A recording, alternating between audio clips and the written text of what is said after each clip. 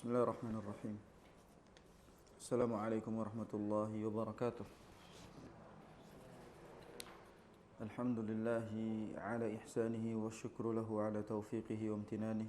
Wassalatu wassalamu ala asfiyaihi wa khairi khalqihi wa ala alihi wa ashabihi wa man sanna bisunnatihi ila yaumi liqa'ih. Ashhadu an la ilaha illallah ta'ziman li sya'nihi wa ashhadu anna Muhammadan abduhu wa rasuluhu ad-da'i ila ridwanihi. Allahumma salli ala nabiyyina Muhammad wa ala ali Muhammad. Allahumma inna nas'aluka ilman nafi'a wa rizqan tayyiba wa amalan mutaqabbala.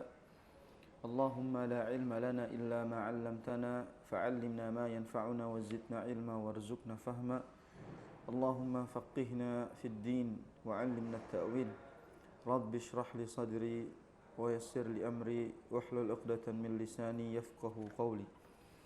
Amma ba'd, alhamdulillah, segala puji bagi Allah yang masih memberikan kita kesempatan untuk bisa merasakan manisnya keimanan, dan segala puji bagi Allah Subhanahu wa taala yang masih memberikan kita kesempatan untuk bisa sibuk di atas ketaatan. Karena kalau tidak kita sibukkan untuk ketaatan, pasti kita sedang sibuk untuk kesia-siaan. Dan Allah Subhanahu wa taala buat kita sibuk untuk menjalankan ketaatan yang bernilai pahala. Apalagi talabul ilmi bukan ibadah yang biasa. Talabul ilmi merupakan ibadah yang istimewa dan kita sedang berada di dalamnya. Semoga Allah Subhanahu wa taala memudahkan kita memahaminya dan mengamalkannya. Amin ya rabbal alamin. Insyaallah hari ini kita akan lanjutkan kembali pembahasan risalah. Kita sebut kitab terlalu tipis, disebut kutaib enggak kecil juga. Jadi kita sebut risalah yang judulnya Al-Wasail Al-Mufidah lil Hayatis Sa'idah. Al-Wasailul Mufidatu lil Hayati As-Sa'idah, yaitu tuntunan hidup bahagia, tuntunan bermanfaat meraih hidup bahagia. Sehingga dari sinilah kita akan banyak belajar bagaimana caranya membawa hidup kita menjadi lebih baik dengan cara mengisi tuntunan-tuntunannya, menjalankan tuntunan-tuntunannya, sehingga kita bisa mendapatkan hidup yang bahagia yang menjadi tujuan seluruh manusia. Mungkin dari kita banyak yang bingung bagaimana sebenarnya kebahagiaan seorang muslim, atau bagaimana kebahagiaan di dunia dalam kehidupan seorang muslim. Yang kadangkala kita salah sikap, salah melakukan, salah jalan, dan bukan bahagia malah jadinya sengsara. Di pertemuan sebelumnya kita sudah bahas tuntunan yang pertama, yaitu wasilah, al-wasilatul ula, itu wasilah yang pertama adalah al-imanu wal amalu salih. Dan ini merupakan pondasi dasar, pondasi paling penting untuk meraih hidup bahagia, yaitu al-imanu wal amalu salih. Dengan adanya iman dan amal saleh. Ini kemarin mungkin belum sempat dipecah. Jadi iman dan amal saleh ini dua aspek berbeda, namun mereka saling berkaitan. Iman tanpa amal saleh itu gak ada artinya. Amal saleh tanpa iman gak akan diterima. Sehingga amal saleh dan iman itu saling berkaitan, namun dua aspek yang berbeda. Maksud untuk meraih kehidupan yang bahagia dengan iman dan amal saleh adalah kita mengerjakannya dengan pondasi iman dan kita melakukan amal saleh, sehingga kita mendapatkan kebahagiaan dari amal saleh yang kita lakukan.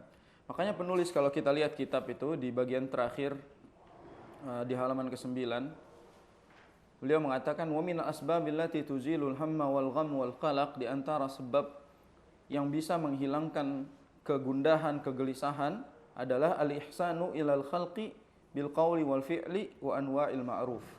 Kayak beliau bilang di antara sebab agar kita menghindari atau menghilangkan kegelisahan hidup adalah dengan cara berbuat baik kepada makhluk. Nah, ini maksud dari amal saleh. Jadi kalau iman itu soal respon kita, kalau al-amalus saleh soal sikap kita kepada orang lain. Makanya al-iman dan amal saleh itu merupakan cara terbaik atau kunci untuk meraih hidup yang bahagia. Allah berfirman misalnya dalam surat Al-Asr, ini tidak disebutkan di buku.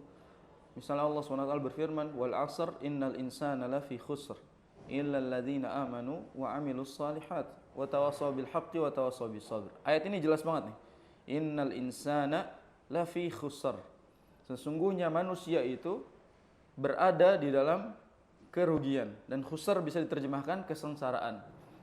Jadi sesungguhnya seluruh manusia, itu al-istighraqiyah namanya dalam bahasa, yaitu mencakup keseluruhan.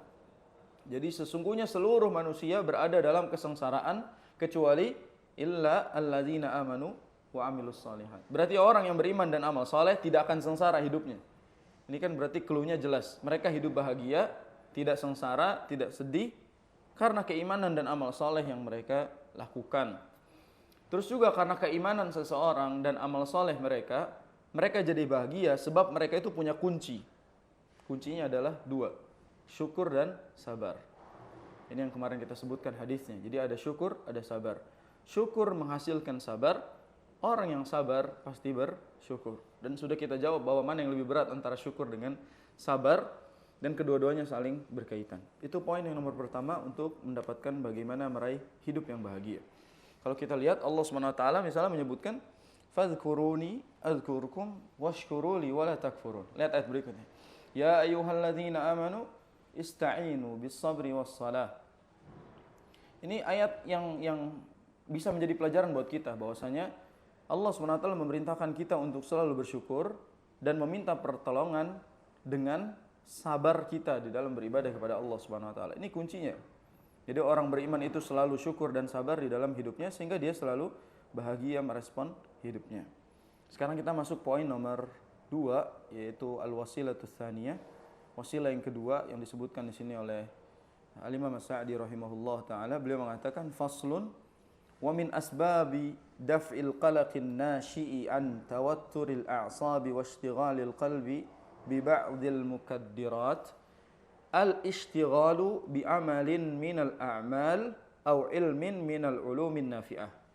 Jadi yang harus digarisbawahi adalah al-ishtighalu bi amalin minal a'mal aw ilmin minal ulumin nafi'ah.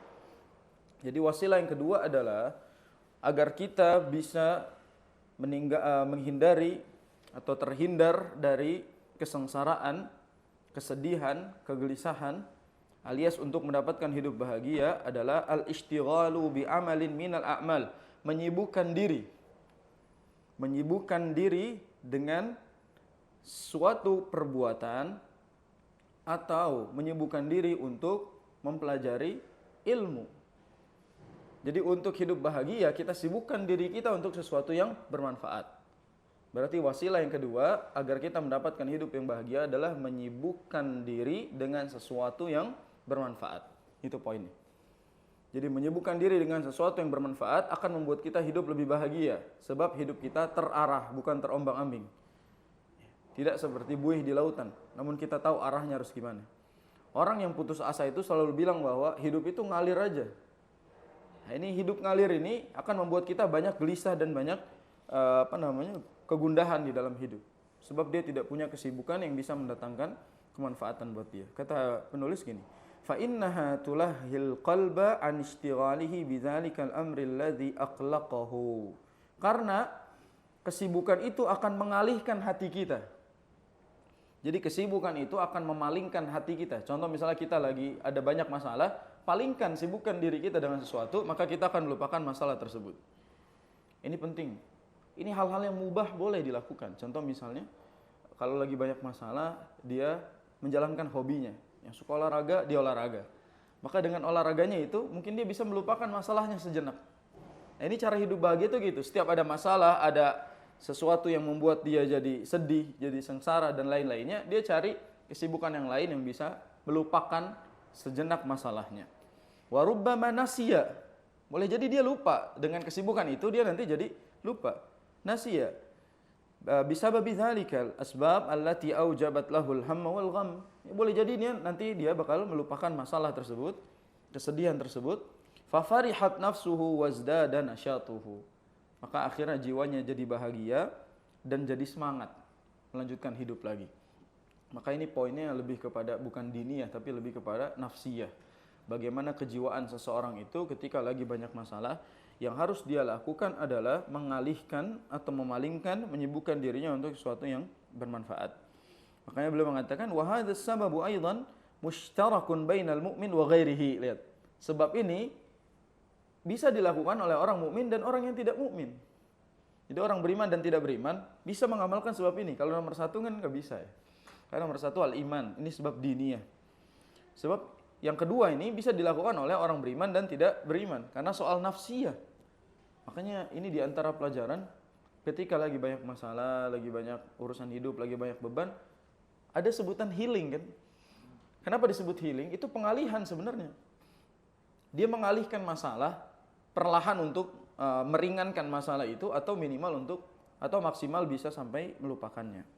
Makanya ini bisa dilakukan oleh orang beriman dan yang tidak beriman. Walakin akan tetapi, walakinnal mu'min yamtazu bi imanihi wa ikhlasihi wa ihtisabihi. Orang beriman itu lebih unggul dalam hal ini.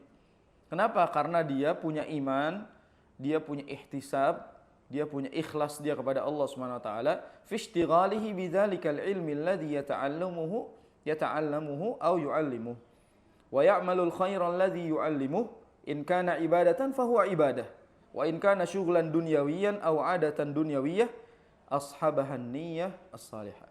Jadi beliau mengatakan orang beriman lebih unggul dalam hal ini. Kan kita tadi bilang menyibukkan dengan sesuatu yang bermanfaat. Orang kafir bisa juga. Tapi bedanya orang beriman itu bisa menjadikan kesibukannya bernilai ibadah. Jadi bukan hanya pengalihan masalah, namun juga bernilai ibadah. Makanya orang-orang beriman ketika memalingkan dengan kegiatan yang bermanfaat dan bernilai, apalagi dia melakukannya dengan niat karena Allah Subhanahu wa taala, maka bisa mendatangkan pahala dan bisa bernilai ibadah. Terus berikutnya beliau bilang, wa qasada al-isti'anata bidzalika 'ala ta'atillah. Kita berpaling dengan maksud untuk meminta pertolongan Allah Subhanahu wa taala. Falidzalika atharuhul fa'al fi daf'il hammi wal ghumumi wal ahzan. Cara seperti ini merupakan cara yang fa'al. Fa'al itu apa? Apa arti fa'al? Fa'al itu bahasa kitanya manjur. Jadi fa'al itu berperan. Jadi fa'al itu dapat dibuktikan gitu. Jadi cara seperti ini cukup efektif untuk menghilangkan kesedihan. Itu fa'al. Jadi kalau bahasa santainya manjur. Cara yang manjur untuk bisa menghilangkan kesedihan. Lalu beliau mengatakan, fakam min insanin ubtuliya bil qalaqi wa mulazamatil akdar. Betapa banyak orang yang diuji oleh Allah Subhanahu wa taala dengan kesedihan yang berlarut. Fahallat bihil amradul mutanawwi'ah. Lalu dia juga diuji oleh Allah Subhanahu wa taala dengan penyakit dan lain-lain. Fasara dawa'uhun naji' nisyan as-sababil ladzi qaddarahu aqlaqahu. Ternyata obat dari rasa sakit adalah melupakannya. Ini quotes ya. Jadi obat dari rasa sakit adalah melupakannya. Seorang psikolog bilangnya gini, obat dari rasa sakit adalah meluapkannya. Kalau menurut Anda meluapkan itu malah makin sakit.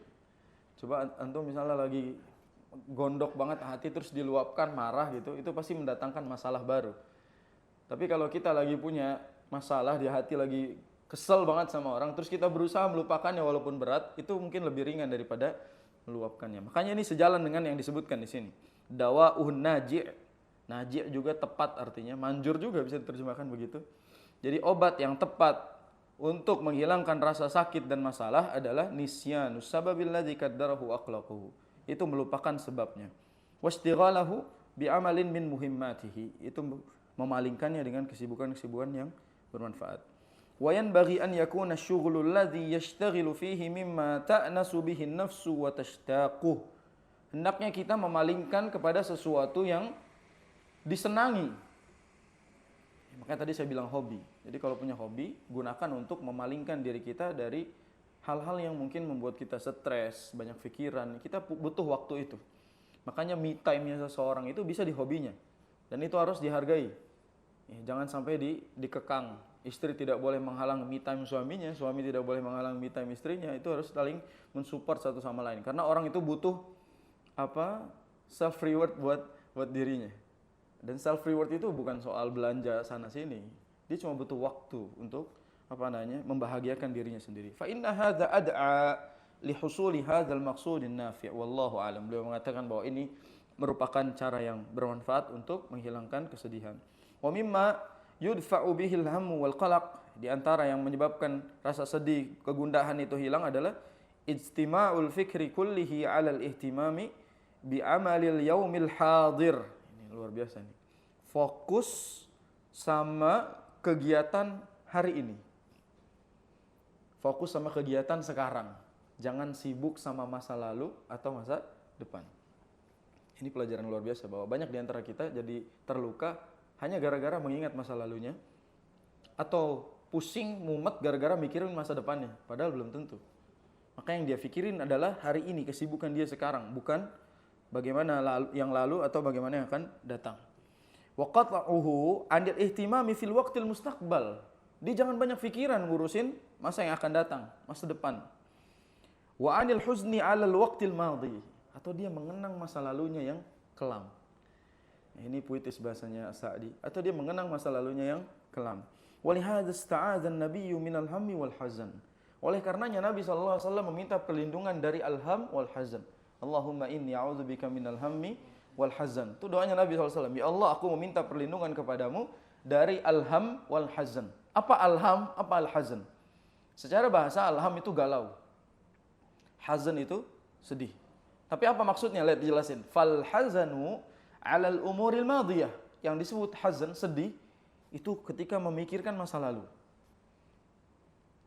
Adapun allati la yumkin radduha wala istidrakuha, yang mungkin tidak bisa kita ulangin lagi. Jadi perkara-perkara masa lalu yang kita kenang, yang kita sesali, yang mungkin tidak bisa kita ulangi lagi. Wal hammu, adapun ham yang dimaksud adalah alladzi yahdutsu bisababil khaufi minal mustaqbal. Dan al-ham, galau, adalah rasa takut terhadap sesuatu yang akan datang. Berarti al-hazan masa lalu, al-ham masa depan. Lihat doanya Nabi SAW. Ya Allah, aku berlindung kepadamu dari kegundahan dan kesedihan. Kegundahan terhadap masa depan dan kesedihan terhadap kelamnya masa lalu. Indah. Ini doa yang Nabi SAW ajarkan kepada kita, ternyata memiliki makna yang dalam. Dan memang alham itu bahasa Arabnya galau. Jadi kalau mau tahu bahasa Arabnya galau adalah alham. Ada yang bilang bahasa Arabnya galau itu kolak. Kolakun. Kolak biarpun manis artinya galau ya. Jadi kolak dan alham itu maknanya mirip. Cuma bedanya kalau alham itu dia tadi yang disebutkan di sini bahwa alham itu ketika kita takut sesuatu akan terjadi, overthinking alham itu. Alham itu overthinking. Kalau al-qalaq itu lebih kepada menyesal. Jadi orang tuh kayak ngerasa gagal tuh qalaq namanya. Dia menyesali sesuatu yang mungkin dia gagal mendapatkannya, itu namanya qalaq. Tapi kalau alham itu soal ambisi masa akan datang. Dia takut ini dan itu. Nah, makanya Allah Subhanahu wa taala menyebutkan wala nabluwannakum bisyai'in minal khauf wal ju' wa naqsin minal amwali wa anfusi wath thamarat wa basyiris sabirin. Kami akan uji dengan sesuatu, bisyai'in itu dikit berarti. Allah akan uji dengan sesuatu yang kecil dari rasa takut dan lain-lain. Allah Subhanahu wa taala cabut sedikit saja sehingga kita diuji oleh Allah agar tujuannya? Wa basyiris sabirin. Agar kita itu menjadi orang-orang yang sabar. Ini terkadang Allah itu memberikan kita musibah untuk memberikan anugerah. Masih ingat nggak ini faedah yang disampaikan sama Syekh Abdul Razak di kitab sebelumnya? Jadi Allah Subhanahu wa taala itu terkadang memberikan musibah padahal tujuannya ingin memberikan anugerah. Jadi kadang-kala gini, Allah itu pengen ngasih kita sehat jangka panjang dengan sakit jangka pendek. Allah itu ngasih kita dicabut dengan kekurangan, kesulitan harta, kalau pengen ngasih kita dengan kekayaan. Jadi cuma sebentar aja Allah uji, padahal balasannya jauh lebih lama. Hitung aja waktu sakit kita sama sehat kita, itu lebih panjang sehatnya daripada sakitnya. Maka ketika kita diuji, jangan marah-marah dengan sesuatu yang jelas-jelas lebih lama Allah kasih, yaitu sehatnya. Fayakunul abdu ibna yaumih. Ini harus catat nih. Fayakunul abdu ibnu yaumih. Ya, ibna yaumi. Jadi hamba itu, ya kita ini ibnu yaumihi, yaitu anak harinya, putra harinya. Apa maksudnya putra harinya? Ada yang paham nggak ibnu yaumi? Jadi al-abdu itu ibnu yaumihi. Seorang itu adalah anak dari harinya. Maksudnya dia itu bergantung pada bagaimana harinya saat itu. Jadi kalau hari ini kita tidak maksimalkan, hari berikutnya juga tidak akan maksimal. Maka maksimalkan bahagia hari ini, maka hari berikutnya akan sama prosesnya. Jadi nggak usah sibuk antara besok dan kemarin, tapi sibuklah hari ini. Karena kemarin itu sudah berlalu, besok itu belum tentu datang buat kita. Yajma'u jiddahu wajtihadahu fi islahi yaumihi wa waqtihil hadir. Dia mempersiapkan, memperbaiki kualitas yang dia dapatkan di hari ini. Dia fokus sama apa yang sedang dia lakukan. Fa inna jam'al qalbi ala dzalika yujibu takmilal a'mal wa yatasalla bihil abdu anil hammi wal hazn. Yang seperti ini maka bisa membuat kita lebih menyempurnakan amal dan menghibur. Yatasalla itu artinya menghibur, dan bisa menghibur diri kita dari kesedihan dan kegundahan. Maka ini yang harus kita fahami, bahwa jangan sampai kita itu sibuk untuk masa lalu atau sibuk untuk yang akan datang, padahal hari ini belum bisa kita maksimalkan. Intinya sibukkan dengan sesuatu yang bermanfaat. Makanya para salaf mengatakan an-nafsu illam tushghilha bil haqq syagalatka bil batil. Jiwa itu kalau tidak disibukkan dengan sesuatu yang baik, pasti dia akan ngajak kepada sesuatu yang buruk. Jadi kalau kita tidak sibukkan dengan sesuatu yang bermanfaat, pasti kita akan digiring menuju sesuatu yang tidak bermanfaat. Makanya hati-hati dengan waktu luang. Makanya Nabi SAW mengatakan ni'matani maghbun fihi ma katsirun minan nas, yaitu dua nikmat yang banyak sekali dilalaikan oleh banyak orang adalah as-sihha wal faragh. Sehat dan waktu luang. Jadi kalau lagi waktu luang, itu nikmat yang pasti banyak mendatangkan kelalaian. Dan ketika lagi sehat pasti melalaikan. Orang kalau lagi sakit nih, boro-boro mikir maksiat, ya dia lemas, dia nggak kuat buat ngapa-ngapain. Maka dalam hal ini ketika sehat pasti kesempatan, peluang untuk melakukan kemaksiatannya jauh lebih besar. Makanya maksimalkan waktu luang dengan menyibukkan diri kita dengan hal-hal yang bermanfaat. Ini alasannya kenapa Nabi SAW memerintahkan atau memberikan catatan khusus kepada anak-anak muda. Karena Nabi SAW mengatakan apa? Secara khusus wa an syababihi fi ma'afna. Jadi seorang itu akan ditanya tentang masa mudanya dihabiskan buat apa. Apa alasannya? Karena anak muda itu dia punya peluang besar untuk mengerjakan sesuatu. Dia punya kesempatan besar untuk bisa menyelesaikan sesuatu. Tenaga punya, waktu punya. Makanya kalau masa muda tidak disibukkan untuk hal yang bermanfaat, maka dia akan disibukkan untuk yang tidak bermanfaat. Wal'iyadzubillah. Ini kejadian anak-anak, adik-adik kita di zaman ini mengenaskan. Bagaimana mereka di usianya yang masih belia sudah bisa merasakan galau. Di usianya yang belia, dia udah bengong, terus bikin story butuh healing. Dia usianya itu. Dia di usianya yang masih kecil ternyata dia butuh healing. Dan lain-lain. Ini kejadian-kejadian yang Masya Allah. Mungkin baru beberapa hari yang lalu, Ana lagi di jalan, lagi mampir di satu warung, ada anak SMP berdua itu datang ke tempat buket bunga itu. Beli buket bunga. Jadi anak SMP pakai seragam dua-duanya. Pakai seragam SMP buket bunga. Terus cowoknya beliin bunga buat si ceweknya ini, boncengan naik motor. Ana enggak tahu dia kelas berapa tapi dia pakai seragam SMP. Dibeliin bunga sama cowoknya, dikasih ke ceweknya. Mereka mesra-mesraan depan anak bilang Allahu Akbar. Allahu Akbar. Ini bagaimana keadaan anak-anak zaman sekarang ya? Bagaimana cinta mereka itu prematur. Bagaimana mereka bisa menghadapi masa-masa yang harusnya belum terjadi di usia mereka. Dan mereka begitu segala macam. Yang lucu obrolannya sebenarnya. Jadi si perempuan itu ngasih tahu ke si laki-lakinya, kamu udah sholat zuhur belum? Gitu. Kamu udah sholat zuhur belum? Kata lakinya, udahlah. Saya ini anak MTS, kata dia. Saya ini anak MTS, sudah pasti sholat tadi di sekolah baru pulang. Oh gitu-gitu. Terus ya mereka bercanda-bercanda gitu segala. Ana bilang Allahu Akbar. Kenapa anak-anak di usia mereka segini tidak disibukkan untuk hal-hal yang bermanfaat? Ana dulu SMP itu kalau pulang sekolah ngaji. Jadi dulu setelah Ana dulu SMP-nya karena IT dari pagi sampai sore, pulang sore itu siap-siap buat ngaji, nggak ada tenaga buat main. Habis itu ngaji ya. Ngaji sampai malam, pulang isya ke rumah. Udah capek, tidur. Kalau ada PR, ngerjain PR. Besok bangun begitu lagi kegiatan. Nggak sempet nyari cewek gitu loh maksudnya. Nggak sempet untuk disibukkan untuk hal-hal yang begitu. Maksudnya kalau kita tidak menyibukkan masa muda kita untuk sesuatu yang bermanfaat, pasti kita akan habis untuk hal-hal yang tidak bermanfaat. Kenapa kok mereka bisa melakukan seperti itu? Karena mereka tidak sibuk dengan kegiatan apapun. Mereka tidak punya kegiatan yang menyibukkan mereka. Anak sekarang susah suruh ngaji. Begitu masuk SMP keluar dari pengajian. Karena menurut mereka TPA itu hanya buat anak SD. Begitu dia SMP keluar semua. Ini pengalaman Ana nih. Ana dulu ngajar santri itu begitu SD mau masuk SMP keluar. Masuk SMP keluar. Jadi nggak ada yang mau ngaji lagi begitu SMP. Jadi begitu mereka remaja udah sibuk dengan dunianya. Wal'iyadzubillah. Dan ini hati-hati karena yang seperti ini mendatangkan kesedihan sebelum waktunya. Kan ini anak 2 SMP kalau diputusin nangis pasti kan. Nah itu kan berarti dia sedih sebelum waktunya. Harusnya dia nggak sedih karena dia nyari masalah dalam hidupnya. Dia berantem dan lain-lain. Ana yakin mereka kalau lagi berantem dalam hubungannya pasti sekolahnya nggak fokus. Sebelum waktunya itu. Karena ya itu kita tahu bagaimana keadaannya kalau misalnya dia sudah punya interaksi-interaksi di luar usianya. Waliyadzubillah. Itu contoh saja bahwa di antara kita masih banyak seperti itu. Beberapa kali Anda temuin anak SD bicara pacaran, bicara apa, banyak. Dengar langsung Anda bagaimana mereka ngobrol tentang masih SD ngobrol pelakor, masih SD. Maksudnya nih mereka tahu itu dari mana? Anda takut, khawatir juga gitu ya. Khawatir bagaimana nanti adik-adik kita gitu, apalagi anak kita tumbuh di masa generasi-generasi yang seperti ini. Antum tahu sebabnya apa? Karena mereka menonton film yang mendidik ke arah itu. Di televisi tayang sinetron-sinetron anak muda ABG pacaran. Dulu ada cerita apa? Dari jendela SMP. Itu cinta-cintaan. Ada hamil-hamilan. Masih SMP. Sekarang ada cerita lagi, apa namanya? Ada yang kemarin, Asmara Genzi.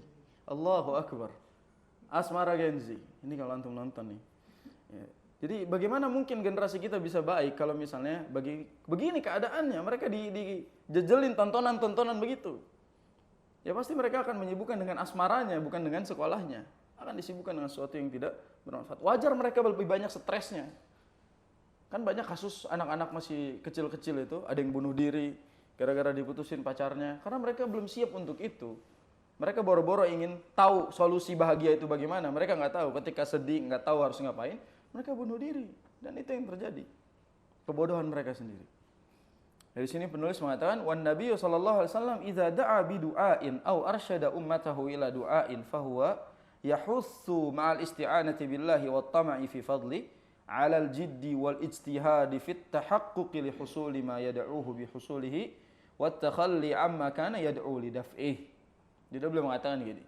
Nabi sallallahu alaihi wasallam itu kalau berdoa dan kalau mengajarkan umatnya dalam doanya, selalu Nabi sallallahu alaihi wasallam itu memberikan doa yang realistis dan doa yang memotivasi. Lihat doanya Nabi SAW. Doa Nabi itu selalu realistis dan memotivasi umatnya untuk bisa mencapai apa yang dia minta kepada Allah SWT. Jadi doanya Nabi itu bukan hanya doa khayalan, namun doa yang bisa diperjuangkan. Ya, kalau kita banyak doa ngayalnya soalnya. Ya kita kadang doanya gak realistis. Kenapa maksudnya gak realistis? Doa emang bebas, tapi realistis itu penting. Yang dekat-dekat aja sama kita dan mampu kita capai secara jelas. Bukan banyak maunya, padahal targetnya itu jauh. Ya. Anda pernah ditanya sama santri itu, masih SMA dulu, dia bilang, "Ustaz, bolehkah kita berdoa kepada Allah agar Allah jadikan saya istrinya Taehyung?" Ini pernah Anda ditanya begitu, "Ustaz, boleh nggak saya berdoa supaya Taehyung masuk Islam dan bisa menikah sama saya?" Anda tahu Taehyung? Anda juga belum kenal siapa dia, nggak tahu lulusan mana ya. Tapi itu orang sering disebut gitu. Opa-opa Korea itu. Jadi dia bilang, "Bagaimana Ustaz kalau saya berdoa agar Allah buat dia mu'alaf masuk Islam, lalu dia mau menikah sama saya?" Ya kita jawab, minimal bangun. Jangan kebanyakan tidur gitu loh. Bangun, itu nggak realistis. Walaupun itu doa. Terus dia bilang, kan doa semuanya bebas, bisa dikabulkan. Realistis. Dan doa itu yang mendorong kita bisa mendapatkannya. Bukan doa-doa yang seperti itu. Ya, makanya di sini Nabi SAW itu selalu memberikan doa-doa yang realistis dan kita bisa mentahkiknya, bisa mencapainya. Li'anna du'a muqarinun lil amal. Karena doa itu akan saling berkaitan dengan amalnya. Jadi kalau kita berdoa sesuatu itu akan berpengaruh sama usaha kita. Contoh misalnya kita lagi pengen punya target, pengen punya rumah. Pasti sekarang perjalanan kita, gerak langkah kita itu sejalan dengan apa yang sedang kita harapkan. Bekerja lebih giat karena punya target, menabung dan lain-lain. Itu kan berarti berpengaruh dengan amalannya. Fal abdu yajtahidu fima yanfa'uhu ad-din fid din wad dunya wa yas'alu rabbahu najaha maqsidihi.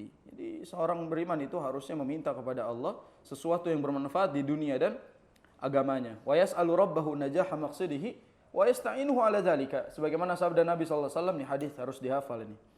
3 pesan dari Nabi SAW. Ihris ala ma yanfa'uka wasta'in billah wala ta'jiz. Dalam riwayat lain wala ta'jaz. Kata Nabi SAW, bersemangatlah untuk sesuatu yang bermanfaat bagimu. wasta'in billah, dan mintalah pertolongan kepada Allah, wala ta'jiz, dan jangan merasa lemah. Dan jangan merasa lemah, atau definisi singkatnya jangan pesimis. Wala ta'jiz, jangan pernah merasa lemah. Jangan pernah merasa kecil, kita punya Allah yang maha besar. Jangan pernah merasa lemah, kita punya Allah yang maha kuat. Ya, katakan kepada masalah, wahai masalah yang besar, aku punya Allah yang maha besar. Ya, itu motivasi diri kita.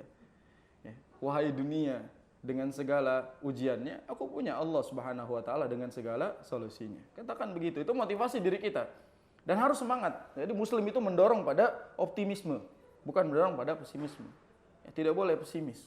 Makanya Allah Subhanahu wa taala di banyak ayat mengatakan ya qul ya ibadiyalladzina asrafu ala anfusihim la taqnatu min rahmatillah. Janganlah kalian pesimis dari rahmat Allah. Ini menandakan Islam mengajarkan optimisme, dan Islam mengajarkan apa? Agar kita jangan pernah merasa kecil hati, nggak boleh merasa pesimis. Dan hadis ini jelas ya, bersemangat untuk sesuatu yang yanfa'uka, yang bermanfaat untukmu. Jadi kalau tidak bermanfaat jangan semangat gitu loh. Tapi kalau untuk bermanfaat semangat. Kadang kita terbalik, untuk yang tidak bermanfaat sangat semangat, namun untuk yang bermanfaat malas-malesan. Ya. Kemarin hari Selasa itu kajian maghrib, berat sekali itu kajian maghrib hari Selasa kemarin. Sebab ada bola Indonesia lawan Jepang di jam 5:30. Kita kajian, ada bola. Oh, begitu nyampe masjid, sepi masjidnya. Allah, Anda bilang ini pasti pada nonton Indonesia lawan Jepang. Nggak sholat ke masjid, nggak datang kajian, nggak muncul ke masjid. Sampai Isya Anda tungguin, nggak ada. Rupanya dapat kabar kalah 6-0. Allahu Akbar, Anda bilang. Antum nih udah ngorbanin sholat, udah ngorbanin kajian 6-0. Nikmat Tuhan manakah yang kamu dustakan, wahai hamba Allah, gitu kan. Jadi kita tahu bahwasanya kalau untuk sesuatu yang bermanfaat, kejar betul. Jangan sampai kita korbankan sesuatu untuk hal-hal yang tidak bermanfaat. Kadang-kala kalau soal kajian malas-malesan, tapi kalau soal konser, soal apa, Masya Allah semangat. Konser bayar, gak ada yang protes, kajian bayar, berantem. Subhanallah. Konser bayar, minimal 1,5 juta, 2,5 juta, itu buat konser. Ini orang kajian 350 berantem majelis. Berantem kajian. Subhanallah.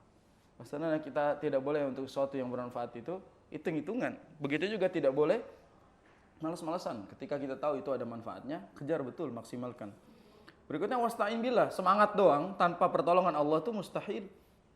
Sebab la haula wala quwata illa billah. Tidak ada daya dan upaya melainkan datangnya dari Allah Subhanahu wa taala. Jadi di sini hadisnya jelas, setelah semangat kita butuh isti'anah billah. Itu meminta pertolongan Allah Subhanahu wa taala. Wala ta'jiz, dan jangan pernah merasa lemah. Maksudnya apa? Kalau kamu gagal, jangan pernah merasa lemah, coba lagi. Jadi ketika apa yang kita usahakan gagal, coba lagi. Gagal, coba lagi, gagal, coba lagi. Itu harus dilakukan demikian. Misalnya para jomblo ngelamar satu akhwat ditolak. Jangan pesimis. Masih ada yang lain. Mati satu tumbuh 1000. Ditolak satu, masih ada 999 yang siap nolak. Yang siap nolak antum itu. Jadi masih banyak kesempatan lain. Kadang-kadang gara-gara satu wanita seolah dunia itu habis gitu. Kayak nggak ada lagi hidup, nggak ada semangat lagi. Padahal masih banyak ikan di lautan. Sehingga jangan sampai kita itu melemah hanya gara-gara kegagalan sekali. Kadang-kadang gagal sekali itu udah, wah nggak ada semangat hidup gitu. Ana dulu ngalamin ketika tes masuk Lipia itu. Tes pertama kali Ana ambisinya tinggi sekali. Pengen banget masuk nih kampus. Wah belajar segala macam, cari referensi ini dan itu, begadang dan lain-lain. Begitu tes gagal. Gagal Ana nggak diterima. Habis itu apa? Udah Ana lemah. Ana pikir ini kesempatan udah nggak ada lagi. Tes pertama begini, soalnya begini, udah nggak ada kesempatan lagi. Begitu dibuka, Ana disuruh daftar lagi. Tapi Ana malas, Ana bilang pasti gagal lagi. Karena soalnya susah, di luar nalar waktu itu. Akhirnya udah Ana daftar. Apa yang Ana lakukan? Ana tawakal kali ini. Karena udah tahu pasti soalnya susah kayak gini segala macam. Udah Ana tawakal. Ana bilang Ana belajar semampunya, nggak seambisius yang pertama. Tapi Ana yakin, kalaupun kita berusaha untuk mencoba, ada kesempatan. Begitu posisi tawakal sudah semakin tinggi, justru keberhasilan Allah berikan. Jadi Ana ngerasa belajar Ana di kesempatan pertama dan kedua itu lebih giat yang pertama. Tapi Allah terimanya di yang kedua. Kan banyak cerita ya, Ana dapat cerita dari guru-guru itu, ada yang antar saudaranya buat daftar Lipia. Ternyata nyampe sana dua-duanya ngisi formulir, yang keterima yang antar. Yang diantar gak keterima. Begitulah kadang-kadang Allah Subhanahu wa taala. Yang penting ada bagaimana itikat baik kita untuk meraih sesuatu, dan jangan pernah merasa pesimis, coba lagi. Lalu berikutnya Nabi bilang, wa in asabaka syai'un Kalau kita itu ditimpa musibah, fala taqul, jangan katakan lau anni fa'altu kaza wa kaza kana kaza wa kaza. Lau anni fa'altu kaza kana kaza wa kaza. Seandainya aku melakukan ini, pasti aku tidak akan begitu dan begitu. Atau seandainya begini, pasti enggak begitu. Seandainya begini, pasti begini. Kayak misalnya, coba aja, saya enggak ikut. Coba aja, kamu ada. Coba aja, itu enggak boleh. Seandainya aja begitu, pasti enggak begini. Itu perkataan orang yang tidak beriman. Walakin, akan tapi katakan, Qul qadarullahi wa ma syaa fa'al. Ini semua terjadi karena kehendak Allah Subhanahu wa taala. Dan segala sesuatu itu bisa terjadi atas kehendaknya. Fa inna lau, karena sesungguhnya perkataan lau itu artinya seandainya, taftahu amala syaitan, akan membuka amalan-amalan syaitan. Orang kalau udah bilang seandainya, pasti banyak penyesalan. Banyak penyesalan-penyesalan yang akhirnya syaitan masuk di sana. Digoda ini, imannya melemah, rusak akidahnya, dan seterusnya. Coba aja kamu enggak masukin ibu ke rumah sakit ini, pasti ibu enggak akan meninggal. Ini sering terjadi itu. Orang berantem gara-gara orang tuanya meninggal. Padahal itu takdir Allah Subhanahu wa taala. Coba aja kamu enggak ACC ibu untuk ini, pasti ibu enggak akan meninggal. Sering terjadi begitu. Ada ngelihat keadaan langsung gitu. Ketika biasanya kan kalau mau operasi pasti ada tanda tangan anak-anak gitu, di tanda tangan anak-anak. Itu pasti berat anak-anaknya tanda tangan, keputusan. Contoh misalnya masang ring ketika jantung, nasallallahu alaihi wasallam. Syafanallahu yakum. Misalnya kayak gitu, pasti anak-anaknya dipanggil buat tanda tangan orang tuanya sebelum operasi. Siapa yang mau orang tuanya dilakukan operasi begitu? Dan siapa yang mau ketika dengar efeknya bisa meninggal? Ketika semua tanda tangan lalu ternyata takdirnya meninggal, pasti mereka saling menyalahkan satu sama lain. Coba aja kamu tidak tanda tangan. Kalau aja kamu nggak begini, seandainya kamu begini, ibu nggak meninggal, bapak nggak meninggal. Nah ini nggak boleh. Katakan qadarullah wa ma syaa fa'al. Ini semua terjadi karena takdir Allah Subhanahu wa taala, dan segala sesuatu terjadi atas kehendak Allah. Jadi qadarullah itu ada dua ungkapan. Bisa qadarullah dengan idhafah, qadarullah mudhaf ilaih, atau qaddarullah dengan fiil fa'il. Jadi bisa pakai fiilnya qaddara Allahu, jadi qaddarallahu, atau qadarullahi.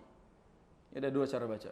Boleh kita baca qaddarullahu dengan tasydid didal karena ini fiil fa'il, qaddarallahu fiil madhi fa'il, atau qadarullahi dia idhafah mudhaf ilaih.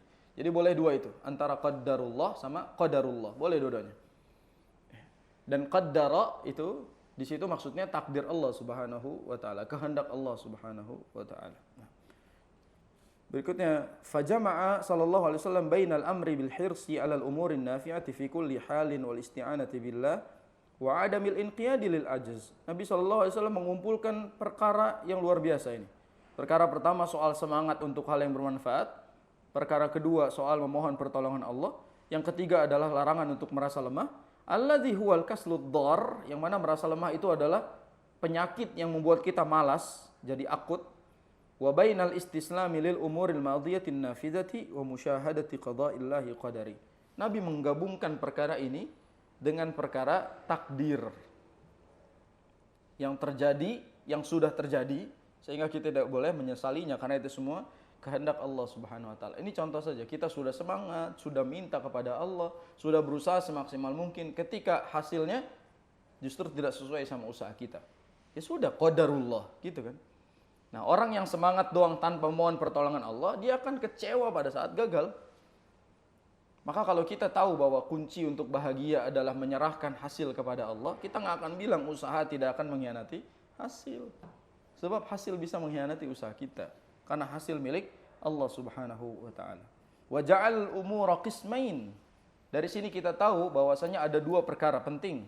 Qisman yumkinul abdu sa'ya. Di sini tipe itu, dibenerin harokatnya. Qisman yumkinu, bukan yumkunu. Enggak ada yumkunu. Qisman yumkinul abdu sa'ya fi tahsilihi. Ya. Poin pertama adalah ada kemungkinan yang bisa diusahakan, yang pertama. Jadi ada sesuatu yang bisa diusahakan, au tahsili ma yumkinu minhu au daf'ihi au takhfifi. Jadi sesuatu yang masih bisa diperjuangkan, diusahakan dengan usaha kita. Fahaza yubdi fihi al-'abdu majhudahu wa yasta'inu bihi wa yasta'inu bi ma'budihi. Nah, untuk perkara yang pertama ini yang masih bisa diperjuangkan, hendaknya seorang hamba itu berjuang dan memohon pertolongan Allah Subhanahu wa taala untuk meraihnya. Wa qisman la yumkinu fihi dzalik. Yang kedua, sesuatu yang tidak bisa diusahakan. Apa itu? Takdir. Perkara-perkara yang berbau dengan takdir Allah Subhanahu wa taala yang sudah terikat itu tidak bisa diperjuangkan. Mau diam, mau gerak sama aja hasilnya. Fahadza yatma'innu lahul abdu wa yarda wa yusallim. Kalau begini, ya udah kita tinggal ridha, terima aja. Cukup kita ridha dan menerima apa yang Allah putuskan. Wala raiba anna mura'ata hadzal asl. Tidak diragukan lagi kalau kita sikapnya seperti ini, sababun lis surur. Ini adalah sebab meraih kebahagiaan. Wa zawalil hammi wal gham, dan sebab hilangnya kesedihan dan kesengsaraan. Berarti dari sini poin yang kedua, untuk bahagia kita itu harus bisa memalingkan sesuatu sesuai dengan porsinya kepada sesuatu yang bermanfaat sambil meminta pertolongan Allah Subhanahu wa taala, dan katakan bahwa hasilnya nanti terserah Allah Subhanahu wa taala. Dan kita ini cuma bisa memperjuangkan, bukan mengabulkan. Jadi jangan ngambil job desk-nya Allah Subhanahu wa taala. Job desk-nya Allah Subhanahu wa taala mengabulkan. Maka soal pengkabulan dan hasil itu tugasnya Allah Subhanahu wa taala. Jangan kita prediksi. Jangan mengatakan, aduh saya udah belajar capek-capek masa nggak lulus. Saya udah belajar capek-capek masa hasilnya begitu. Ya sudah, qadarullah. Itu semua sudah menjadi takdir Allah Subhanahu wa taala. Contoh misalnya kita sudah jaga baik-baik, harta kita udah diperjuangkan segala macam, tiba-tiba hilang begitu saja. Ya sudah, itu memang takdirnya Allah Subhanahu wa taala. Pelajarannya adalah kadang-kala memang kita tidak boleh merasa memiliki apa yang bukan punya kita. Ya, sehingga ketika dicabut dan diambil pulang oleh pemiliknya, kita tidak akan kecewa. Maka segala sesuatu kalau sudah merasa memiliki, akan sakit hati ketika diambil oleh pemiliknya. Nah, itu yang biasanya menyebabkan orang banyak sedih, karena mereka itu tidak bisa memalingkan sesuatu kepada yang lainnya. Atau bahasa gampangnya di sini itu soal move on sebenarnya. Jadi poin kedua ini soal move on dari perkara yang memang sudah bukan takdir kita lagi. Jadi kita ini perlu remove untuk move on. Kita perlu remove untuk move on. Kita perlu menghilangkan kesalahan, kegagalan di masa lalu berpaling kepada sesuatu yang masih bisa kita perjuangkan. Ini poinnya. Hidup itu harus seperti itu. Jadi harus tetap optimis dan harus punya planning. Plan A, plan B, plan C, plan D, sampai plan Z. Gagal plan A, lanjut plan berikutnya, dan seterusnya. Islam mengajarkan begitu. Sehingga dari hadis ini juga jelas bahwa Allah Subhanahu wa taala menginginkan kita semua menjadi hamba-hamba yang optimis dan hamba-hamba yang selalu menggantungkan asanya kepada Allah Subhanahu wa taala. Kalaupun ada hasil, jangan katakan innama utituhu min ilmin indi. Ini perkataan siapa ini? Innama utituhu min ilmin indi, itu perkataan Qarun yang Allah Subhanahu wa taala abadikan di dalam Al-Qur'an. Jadi Allah itu ketika kasih harta yang berlimpah buat Qarun, dia malah bilang gitu, saya mendapatkan ini semua karena ilmu saya. Karena saya ini jago bisnis, saya ini jago begini, saya ini begini. Padahal keberhasilan itu datangnya dari Allah Subhanahu wa taala. Ya, jangan juga perusahaan misalnya berhasil, punya dapat bonus dan lain-lain, kita katakan kita rayakan keberhasilan usaha kita semua ini. Padahal ini bukan usaha kita. Ini adalah hasil dari Allah Subhanahu wa taala. Allah yang kasih semuanya. Makanya kalau misalnya kita punya kehendak, Allah akan mudahkan, tapi hasilnya Allah yang punya. Ini dalilnya udah hafal kita di surat At-Takwir. Liman syaa'a minkum ayyastaqim wa ma tasyauna illa ayyasha Allah rabbul alamin. Barang siapa yang punya keinginan, liman syaa'a minkum, bagi siapapun yang punya kehendak, punya target, punya tekad, ayyastaqim, pasti Allah Subhanahu wa taala akan berikan dia kemudahan untuk meraihnya. Tapi ingat, wa ma tasyaun, apa yang kalian inginkan itu illa ayyasha Allah. Itu semua akan terjadi kalau Allah juga berkehendak. Jadi pengennya kita saja tidak cukup, sampai itu menjadi pengennya Allah Subhanahu wa taala. Dan itu tidak mungkin terjadi kecuali Allah Subhanahu wa taala menginginkannya terjadi di dalam kehidupan kita. Belajar banyak dari bagaimana Zakaria dan Maryam yang Allah gambarkan dalam surat Al-Imran itu.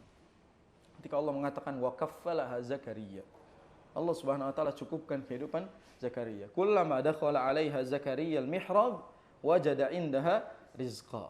Jadi Zakaria itu tawakal kepada Allah Subhanahu wa taala. Ketika beliau ini masuk ke dalam mihrabnya, di dalam rumahnya, dia melihat banyak makanan di dalam rumahnya. Tiba-tiba banyak makanan.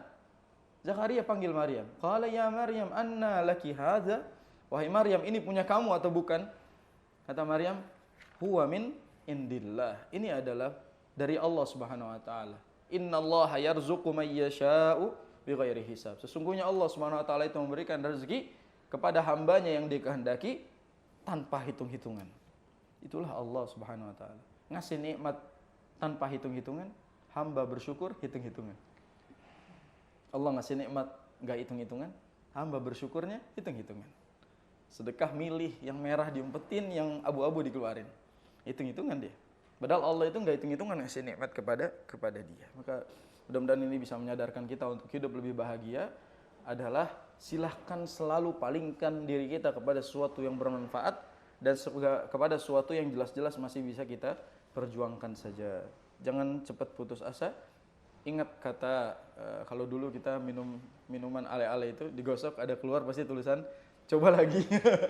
Ingat nasihat dari ale-ale itu, coba lagi. Jangan lupa kita harus selalu mencoba dan terus mencoba sampai Allah SWT memberikannya kepada kita. Subhanakallahumma bihamdika asyhadu an la ilaha illa anta astaghfiruka wa atubu ilaik. Wa sallallahu ala nabiyyina Muhammadin wa ala alihi wa sahbihi wasallam. Assalamualaikum warahmatullahi wabarakatuh.